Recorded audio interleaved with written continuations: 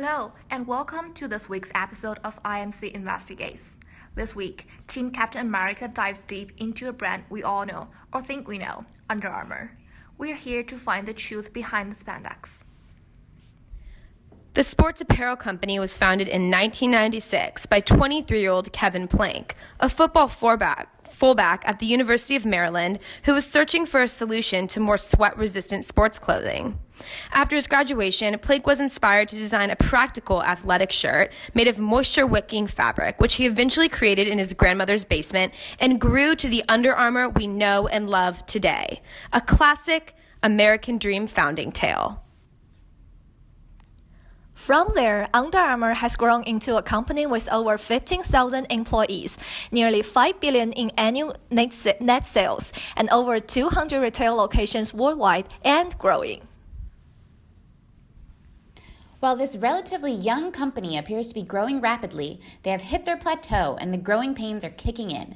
In past years, Under Armour has steadily grown at an average annual rate of 20% year over year. Since the kickoff of 2017, the growth rate has slowed and not met predicted financial goals. In this fiscal year 2017, Under Armour has been plagued with issues, including dropping stock prices, cutting jobs, not meeting revenue goals for 2017, senior executives stepping down, and viral social media posts surrounding controversies. In order to dive deeper into the company, IMC Investigates had the opportunity to conduct various interviews with a few high-profile leaders and influencers at Under Armour. Stay tuned to join us on our journey to uncover the truth behind this iconic brand.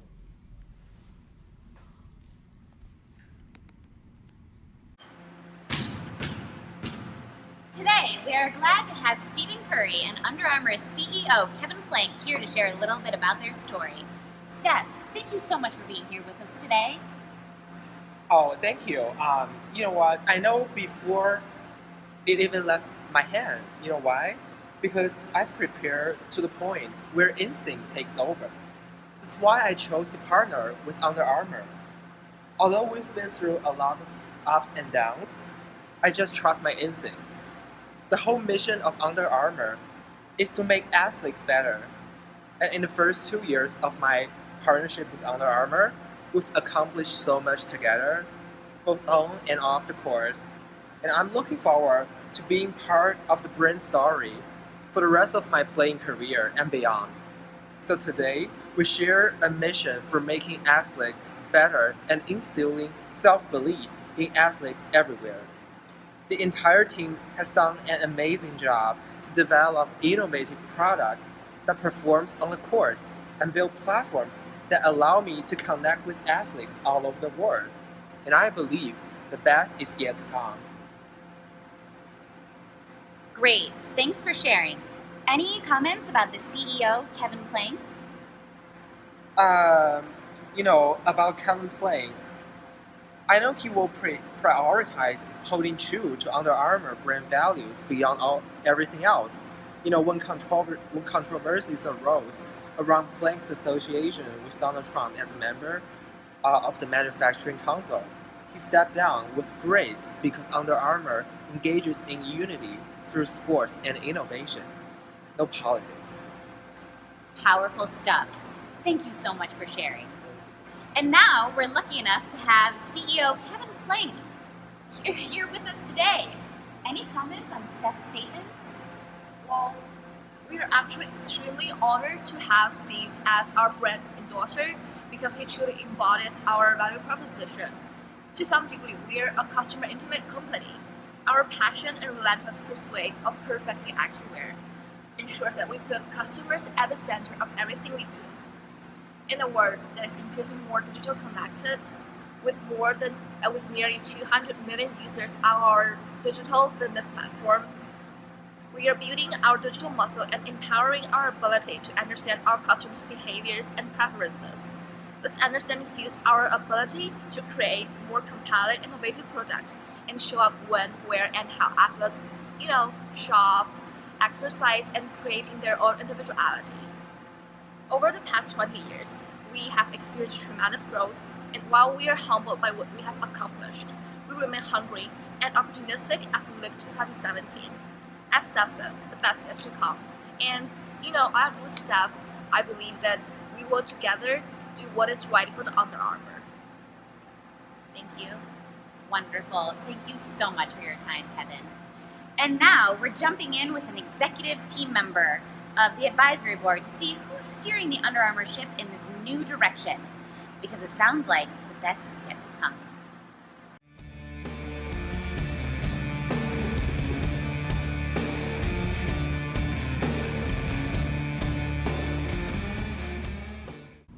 Karen, thank you so much for your time today. Can you introduce yourself to our viewers and shine a little bit of light on your role at Under Armour? Sure, I would love to. My name is Karen Katz.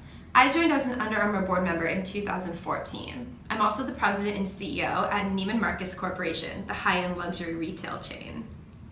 Interesting. Is there any overlap between your role at Neiman Marcus and where Under Armour is headed? We're carrying the Under Armour brand currently at Neiman Marcus flagship stores, as well as on our e-commerce websites. The brand is also in lower-end retailers such as Sports Basement, Ross, and Kohl's. But we're really moving forward to control our own future. That's why we're opening so many new stores, because we want to take control of our inventory and our brand direction. There's been some media commentary on this, saying that the reason we're experiencing a drop in share price is because our brand is not well defined. Competitors in this space have more well-defined brands, according to media, such as Nike and Athleta. My expertise is in high fashion, and we're moving into this arena, specifically athleisure wear for women. The mix between sports and fashion. Workout clothes that you can wear out. Women's wear is a huge space for us here at Under Armour. In 2016, roughly 30% of our overall revenue was from the women's apparel space. We'll be going head-to-head with Lululemon in this area, but as a brand, we feel confident that we've established ourselves in the performance arena, and we can now expand into these new areas. We're even partnering with New York designer Tim Coppens to work on the development of a fashion-centric line. That is riveting. Thank you for sharing. Yes. What changes and shifts are being made, and how are other executive board members playing a role in these changes? So we have Carrie Chandler, our Human Resources Officer. She has a major background in technology. She used to be at IBM and Motorola. She's definitely paved the way for this recent partnership with IBM, under which we're using IBM computing technology to provide useful data to the Under Armour Record app. The app is marketed as the world's first 24/7 connected fitness and health program. Awesome. Any other females behind the scenes influencing these changes? On the executive board, we have Jerry DeVard, who served as Executive Vice President of Marketing at Nokia. She's a big marketer with over 30 years of experience, and we definitely need that as we're pulling inward and defining our brand's unique value proposition instead of wavering around in whatever is trending. We started as jocks and we've been jocks for a long time, and now we're growing from that base. Jerry also has years of experience working on a wide variety of global brands. We're focusing on our global expansion. At the end of 2016, our international revenues were up 55% and accounted for 16% of our total revenue. Wonderful. Who else on the executive board is playing a role in the programs and area that Under Armour is focusing on, specifically concerning the brand's social responsibility? We believe in being a customer-intimate company and investing heavily in nonprofits supporting causes in our areas of focus, which right now are women and basketball. One of Under Armour's primary social responsibility programs is Power in Pink, which promotes exercise and fitness to fight women's breast cancer. Another social responsibility program we have is a partnership with the Naval Academy that offers a 10% discount to people in the military. This specific partnership is supported by our exec board member, Eric T. Olson, who retired from the U.S. Navy after over 30 years of service in 2011. We're also focusing on our sports sponsorships, especially basketball. I think you talked to Curry earlier. Amazing. So the man behind this is George Bodenheimer. He served as the executive chairman of ESPN and is one of our board members.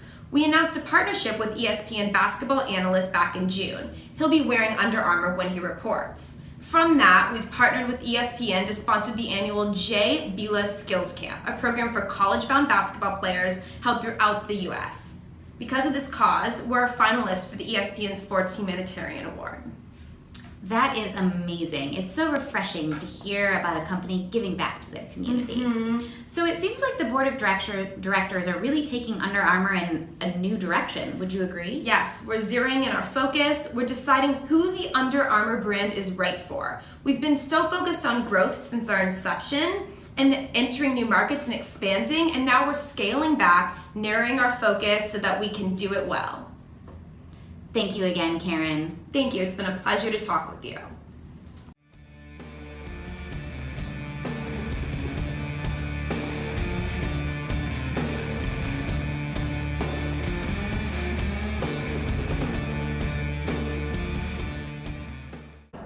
Hello, and welcome back to IMC Investigates. Here with me today is David E. Bergman. He's the acting Chief Financial Officer of Under Armour. Hello, Mr. Bergman. How are you today? Thank you for joining me for a cup of coffee. Hello, thank you. Just call me David. Will do, David. So, can you please introduce yourself to our viewers and explain a little bit about your role in Under Armour? Yeah, sure.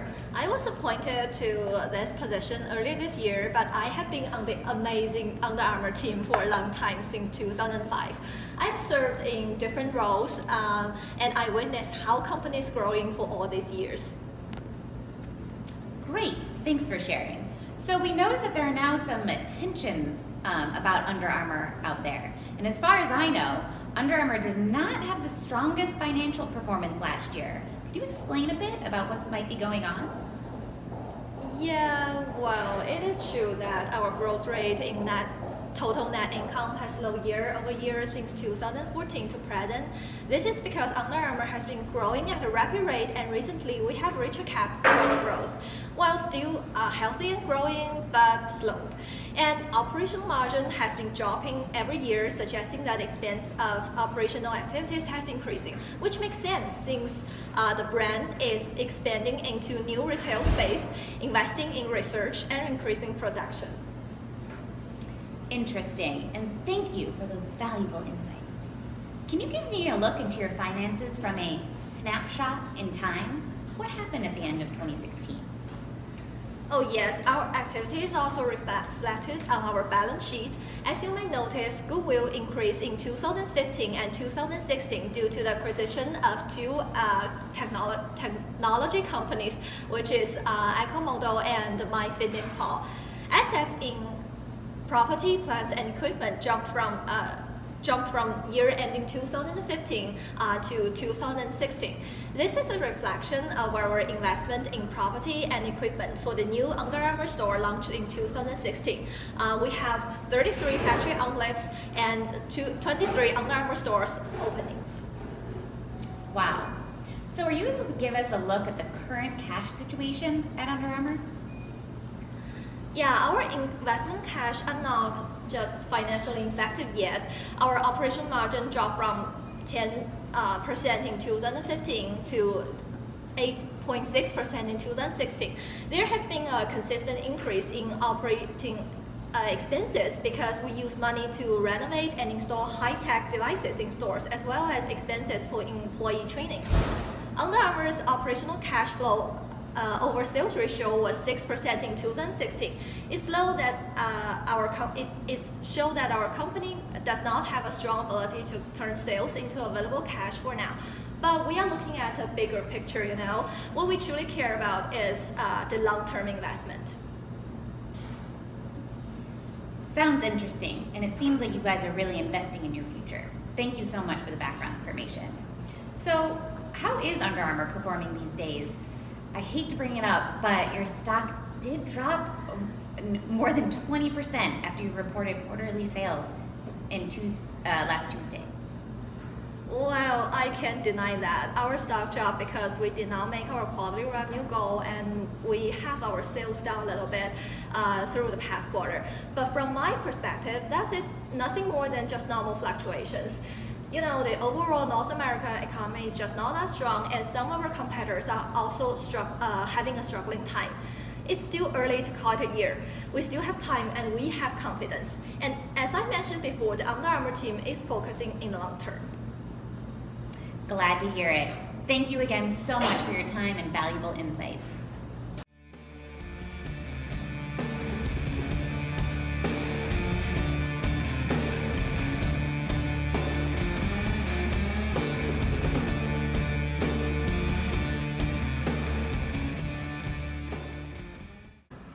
For our final interview, we had the opportunity to meet with Kevin Plank.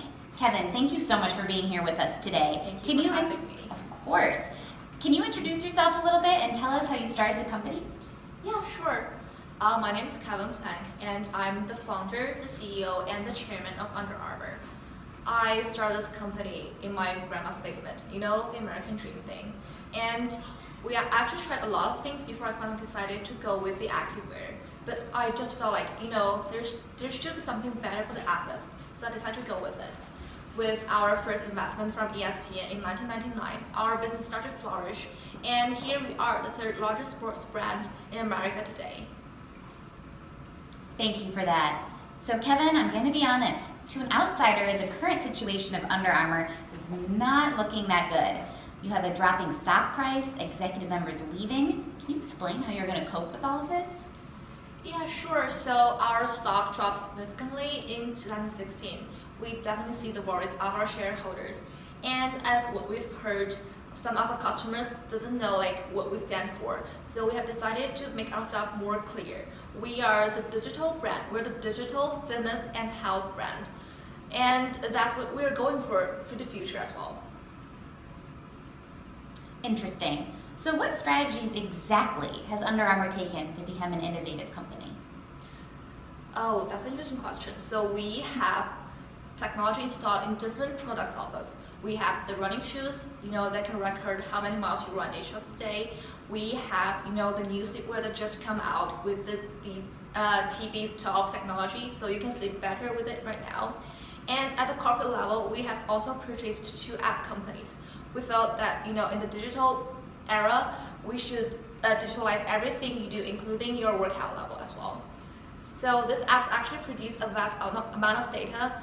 We get to know how people sleep, eat, and work out, and this certainly helps us better understand our customers. Interesting. So Nike and Adidas have been your competitors for quite a long time.